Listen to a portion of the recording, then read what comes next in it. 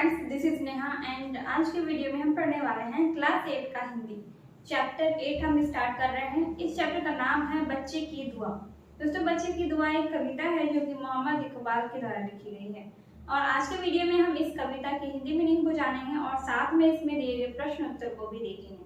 And guys, अगर आपको class 8 Hindi का चैप्टर 1 से चैप्टर 7 तक के वीडियोस चाहिए तो आपको सारे वीडियोस प्लेलिस्ट में मिल जाएंगे। क्लास 8 हिंदी का प्लेलिस्ट मैंने इस वीडियो के नीचे डिस्क्रिप्शन बॉक्स में दे रखा है एंड आप प्लेलिस्ट वाले ऑप्शन में भी जाकर वहां पर वीडियोस देख सकते हैं।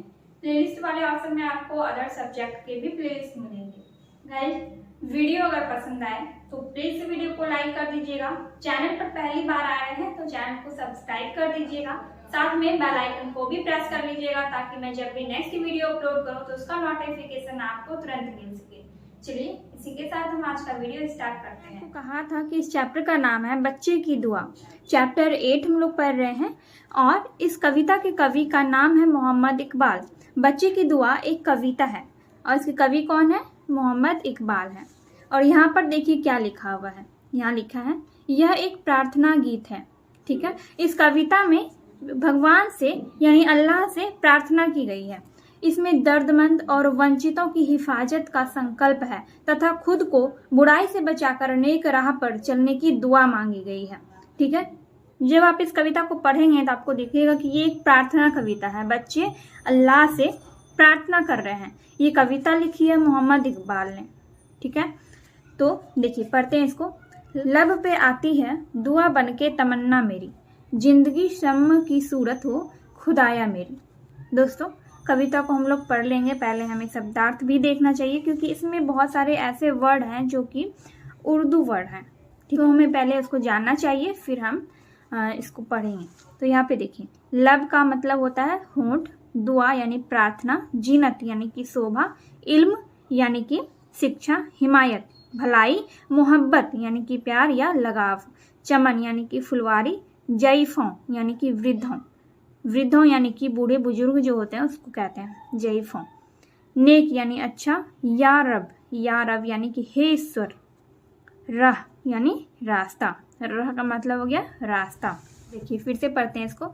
लब पे आती है दुआ बनके तमन्ना मेरी, जिंदगी सम्म की सूरत हो खुदाया मेरी, दूर दुनिया का मेरे दम से अंधेरा हो जाए, दूर दुनिया का मेरे दम से अंधेरा हो जाए, हर जगह मेरे चमकने से उजाला हो जाए, हो मेरे दम से यूं ही मेरे वतन की जीनत, जिस तरह फूल से होती है चमन की जीनत, जिंदगी हो मेरी परवाने की सूरत या रब, जिंदगी हो मेरी परवाने की सूरत या रब, इल्म की सम से हो मुझको मोहब्बत या रब, हो मेरा काम गरीबों की हिमायत करना, दर्दमंदों से जईफों से मोहब्बत करना, मेरे अल्लाह बुराई से बचाना मुझको, नेक जो राह हो उस राह पे चलाना मुझको। दोस्तों, हमने इस कविता को पढ़ लिया है। अब इसका हम हिंदी मीनिंग देखेंगे। पहले मैं एक पंक्ति पढ़ूंगी, फिर आपको हिंदी मीनिंग बताऊंगी, फिर दूसरी पंक्ति पढ़ूंगी और फिर आपको हिंदी मीनिंग बताऊंगी। ठीक है, तो देखिए पहली पंक्ति है, लब पे आती है दुआ बनके तमन्ना मेरी, जिंदगी सम्म की सूरत हो खुदाया मेरी। पंक्ति के द्वारा कवि कहते हैं कि हे ईश्वर, हे खुदा या फिर हे अल्लाह, मेरी तमन्ना दुआ बनके मेरे लबों पे यानी कि होठों पे आ जाती है। फिर दूसरी लाइन है, जिंदगी सम्म की सूरत हो खुदाया मेरी, यानी कि मेरी जिंदगी खुशियों से आनंद से भरी हुई हो, ऐसी वो तमन्ना करते हैं। किससे? अल्लाह से या खुदा से। खुदा, अल्लाह, ईश्वर सब एक ही होते हैं। ठीक है, फिर नेक्स्ट पंक्ति है, दूर दुनिया का मेरे दम से अंधेरा हो जाए, हर जगह मेरे चमकने से उजाला हो जाए। यहाँ पे क्या कह रहा है? दूर दुनिया का मेरे दम से अंधेरा हो जाए। मतलब उनके कहने का मतलब है कि मेरी शक्ति से, मेरे कर्म से, मेरे ज्ञान से दुनिया का अंधेरा दूर हो जाए और हर जगह मेरे चमकने से उजाला हो जाए, यानी कि मैं अपने ज्ञान से लोगों की अज्ञानता दूर कर सकूं और इस दुनिया से अंधेरे को दूर कर सकूं, यानी कि अज्ञानता के अंधेरे को दूर कर सकूं। अब देखिए तीसरी पंक्ति है, हो मेरे दम से यूं ही मेरे वतन की जीनत, जिस तरह फूल से होती है चमन की जीनत। तो यहाँ पर कवि कहते हैं कि हो मेरे दम से यूं ही मेरे वतन की जीनत, यानी कि मेरे दम से यानी मेरी शक्ति से मेरे वतन की शोभा बढ़े। जीनत का अर्थ होता है शोभा। जिस तरह फूल से होती है चमन की जीनत, जिस तरह फूल से फुलवारी की शोभा बढ़ती है, वैसे ही मेरे दम से यानी मेरी शक्ति से मेरे देश मेरे वतन की शोभा बढ़े। ठीक है, नेक्स्ट है जिंदगी हो मेरी परवाने की सूरत या रब, इल्म की समझ से हो मुझको मोहब्बत या रब। तो यहाँ पर कवि कहते हैं कि हे अल्लाह या हे ईश्वर मेरी जिंदगी परोपकार के लिए हो। या रब का मतलब हो गया हे ईश्वर या हे अल्लाह। ठीक है, तो यहाँ पर या रब का अर्थ दिया गया हे ईश्वर। कवि यहाँ पर कह रहे हैं कि हे ईश्वर मेरी जिंदगी परोपकार के लिए हो। फिर दूसरा है इल्म की समझ से हो मुझको मोहब्बत या रब। इल्म का मतलब है शिक्षा, यानी कि शिक्षा प्राप्ति से मुझको मोहब्बत हो, यानी उसमें लगाव हो। ठीक है, यानी कि मैं शिक्षा प्राप्त करने के लिए हमेशा तत्पर रहूं और दूसरों को भी शिक्षित कर सकूं। नेक्स्ट है हो मेरा काम गरीबों की हिमायत करना, दर्दमंदों से जईफों से मोहब्बत करना, यानी मेरा काम गरीबों की भलाई के लिए हो। हिमायत करना यानी कि भलाई करना। देखिए हिमायत का अर्थ होता है भलाई, हिमायत का अर्थ होता है भलाई। तो यहाँ पर ये कवि कह रहे हैं कि मेरा काम गरीबों की भलाई करने के लिए हो और दर्दमंदों से जईफों से मोहब्बत करना, कि दर्दमंदों और बूढ़े बुजुर्गों से प्यार करना, मोहब्बत करना, उनकी सेवा सत्कार करना, मान सम्मान करना मेरा काम हो। ये इस पंक्ति का मतलब है। नेक्स्ट पंक्ति है मेरे अल्लाह बुराई से बचाना मुझको, नेक जो राह हो उस राह पे चलाना मुझको। इस पंक्ति में साफ साफ कहा गया है, इस पंक्ति के द्वारा कवि कहते हैं कि मेरे अल्लाह मुझको बुराई से बचाना, नेक जो राह हो यानी कि जो अच्छी राह हो, सही राह हो, उस राह पे चलाना मुझको। जो नेक राह हो, जो सही राह हो, उस राह पर मुझको चलाना। तो ये हो गया आपका पूरा, इसका अर्थ मैंने आपको बता दिया। ठीक है, और अब मैं आपको बताऊंगी इसका क्वेश्चन आंसर। इसमें जो भी क्वेश्चन दिए गए हैं एक्सरसाइज में, यहाँ पर आप देख लीजिए, यहाँ पर प्रश्न अभ्यास में कुछ क्वेश्चन दिए गए हैं। पार्ट से का क्वेश्चन है, पार्ट से यहाँ पर क्वेश्चन दिया गया है और पार्ट से आगे का भी है, और व्याख्या कीजिए। तो ये सारा क्वेश्चन मैं आपको अभी बताने वाली हूँ, तो वीडियो में आप लोग बने रहिए। तो चलिए देखते हैं इसका आंसर। देखिए पार्ट से का पहला क्वेश्चन है इस कविता में कवि किन किन चीजों की चाह रख रहा है। इस कविता में कवि ईश्वर से क्या क्या प्रार्थना कर रहे हैं, वो किन किन चीजों के लिए प्रार्थना कर रहे हैं। तो इसका आंसर हो जाएगा इस कविता में कवि चाहते हैं कि, इस कविता में कवि चाहते हैं कि उनकी जिंदगी आनंद से पूर्ण हो जाए, उनकी शक्ति से दुनिया का अंधेरा दूर हो जाए। उनकी शक्ति से, मैंने यहाँ पे उनकी नहीं लिखा है, उनकी शक्ति से, यहाँ पे लिखेंगे उनकी शक्ति से मातृभूमि यानी कि हमारे देश की शोभा बढ़े, उनकी जिंदगी परोपकार के लिए हो और उनका काम गरीबों की भलाई के लिए। तो आपने देखा कि पूरी कविता में यही सारा चीज कवि ने भगवान से मांगा है।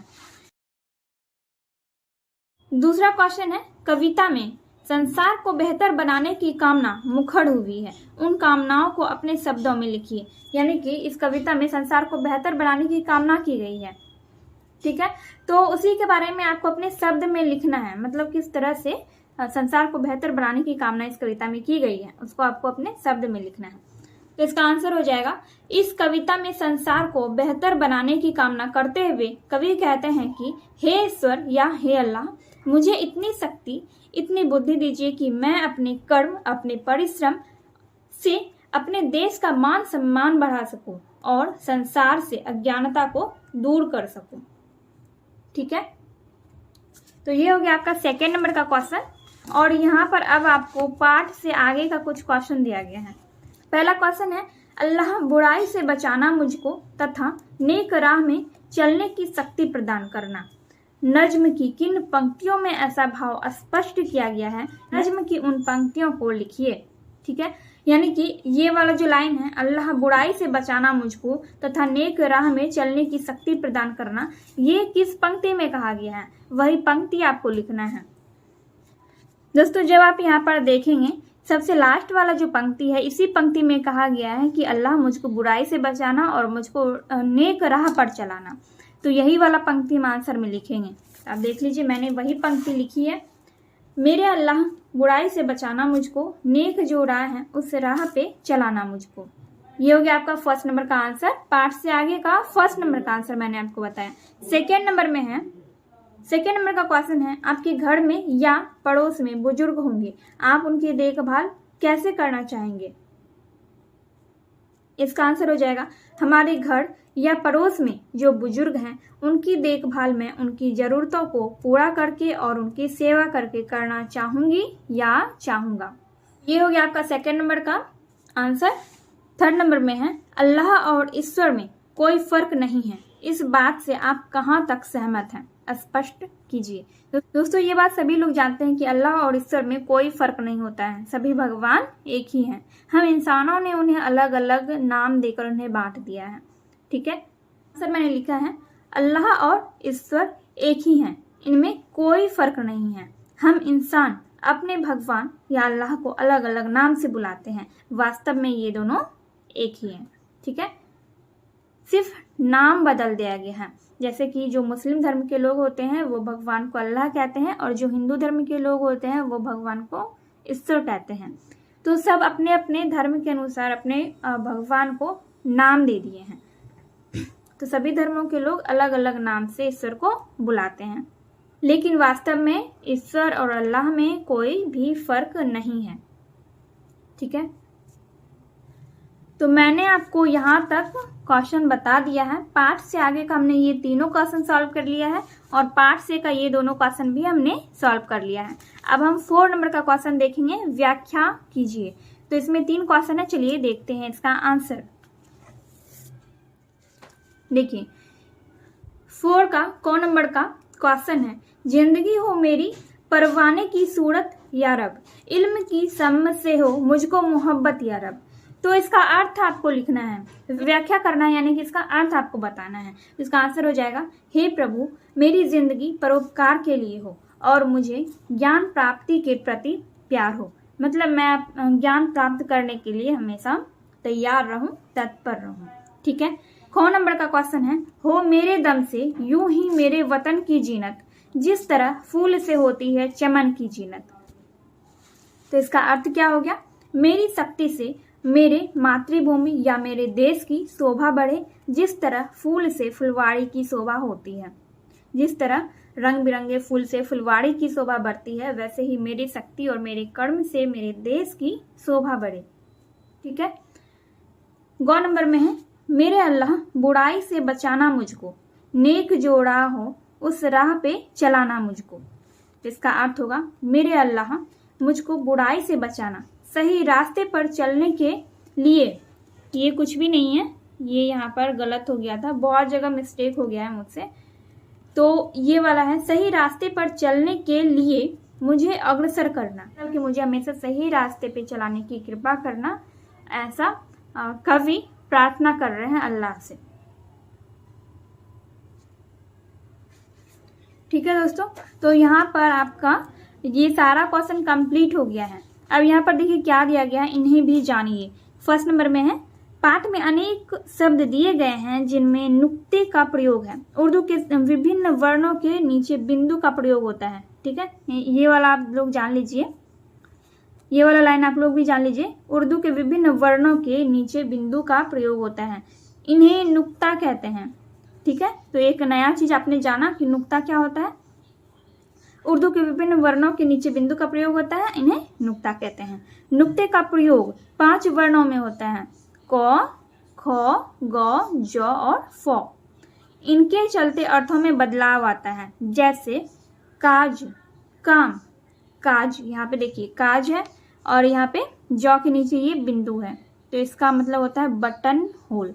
फन, फन का मतलब सांप का फन, और अगर ये नुक्ता रहेगा तो इसका मतलब हो गया कला। खाना, यहाँ पे भी नुक्ता है, ख के नीचे बिंदु है, तो इसका मतलब है किसी चीज को रखने की जगह है। जैसे कि तय खाना होता है, तो किसी चीज को रखने की जगह। खाना, सिर्फ खाना रहेगा, उसमें नुक्ता नहीं होगा, यानी कि बिंदु नहीं होगी इसके नीचे, तो उसका मतलब हो गया भोजन। अब जैसे देखिए जड़ा, जरा का मतलब हो गया बुढ़ापा, लेकिन जरा अगर यहाँ पे नुक्ता रहे तो उसका मतलब होता है थोड़ा। बाग, बाग का मतलब क्या आता है? फुलवारी, लेकिन अगर वही गौ के नीचे नुक्ता लगा रहे तो उसका मतलब हो जाएगा लगाम या रास। तो आज की वीडियो में हमने ये चैप्टर 8 कंप्लीट कर लिया है। चैप्टर 8 कंप्लीट कर लिया एंड बहुत सारे बच्चों का कमेंट आ रहा था कि जल्दी जल्दी मुझे चैप्टर 8, 9, 10 वगैरह बताइए, मेरे स्कूल खुलने वाले हैं। तो मैं कोशिश कर रही हूँ, मैंने आपको चैप्टर 8 बता दिया है। अब नेक्स्ट वीडियो में हम कोई और सब्जेक्ट पढ़ेंगे, फिर चैप्टर 9 भी आपको जल्दी ही मैं बता दूंगी, ठीक है। तो ये चैप्टर 8 हो गया आपका कंप्लीट यहाँ पे। और नेक्स्ट आपका ये चैप्टर 9 है अशोक का शस्त्र त्याग। ये वाला हम लोग नेक्स्ट वीडियो में पढ़ लेंगे। पहले तो इसको हमें पढ़ना होगा, फिर इसका हम क्वेश्चंस भी देखेंगे। इसमें बहुत सारे क्वेश्चंस भी दिए गए हैं।